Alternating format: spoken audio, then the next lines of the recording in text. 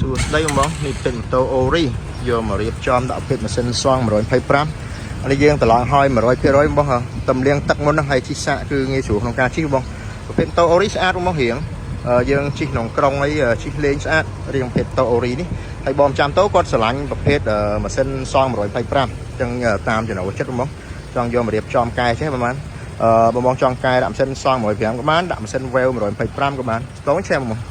សលេងគឺធានាជូនហើយកាយខ្ញុំធានាជូនណាមករោដាច់ប៉ាត់ល្អហ្មងជាមួយខ្ញុំរោឲ្យមើល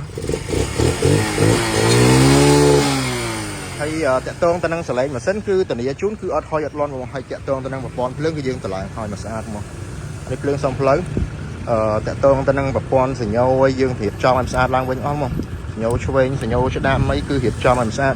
ងាយស្រួលក្នុងការជិះហ្មងកែដាក់ម៉ាស៊ីនសង125បងចំណូលចិត្តស្រឡាញ់ម៉ូតូអូរីចង់យកមកកែដាក់ម៉ាស៊ីន125ក៏បានដែរបងធានាជូនគឺអត់ហុយអត់លន់ហ្មងហើយតាក់ទងទៅនឹងពងម៉លេគឺយើងតម្លើងមកហើយបងតាក់ទងទៅនឹងភ្លើងពងម៉លេជាមួយខ្ញុំជិះសាក់ជូនបងមើលបន្តិចស្រួលជិះមកស្ទុះល្អ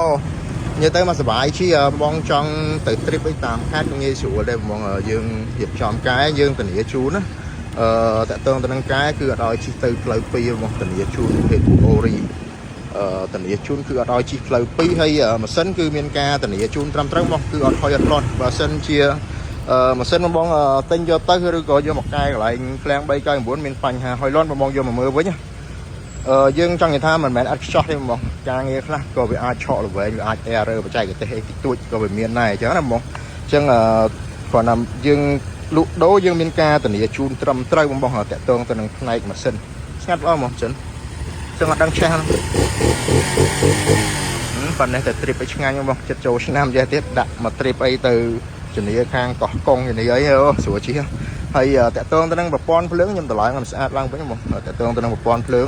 ជាមួយខ្ញុំបលុតសោមកបលុតសោហើយនឹងដេបឆេះជូនមកមួយម្ដងទៀតអានេះយើងបលុតសោហើយនឹងដេបឆេះជូនម្ដងទៀតនិយាយទៅសលេងម៉ាស៊ីនបងយើងដេមិនបាច់មួក្រែគឺគ្រាន់តែចុចឆេះយកមកស្ងាត់ល្អមកចឹងបងមានតម្រូវការជីប្រភេទអូរីស្រឡាញ់ប្រភេទម៉ាស៊ីនសង125យកមកកែបាន